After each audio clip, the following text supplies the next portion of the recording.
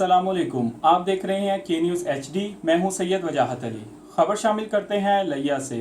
लिया TDA चौक में कश्मीरी भाइयों के साथ इजहार यकजहती के लिए रैली का इनेकाद किया गया।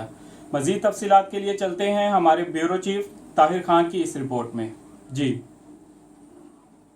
जी बिल्कुल। लिया TDA चौक में कश्मीरी भाइयों के साथ इजहार यकजहती के लिए रैली निकाली गई, जिसमें डिप्टी कमिश्नर लिया, DPO लिया और तमाम सरकारी अदारों के सरबराहान और सियासी नुमाइंदों ने शिरकत की। रैली में सरकारी और प्राइवेट स्कूलों के बच्चों ने हाथों में पाकिस्तान और कश्मीर के परचम उठा रखे थे।